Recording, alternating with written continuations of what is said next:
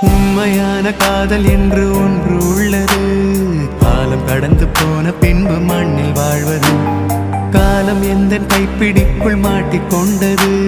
காதல் என்னை விட்டு விட்டு எங்கு சென்றது? கடவுள் வந்து பூமி மீது வாழும் போதிலும் காதல் தோல்வியாகும் போது சாக தோன்றிடும். காதலின்றி பூமி மீது வாழ நேர்ந்திடும்.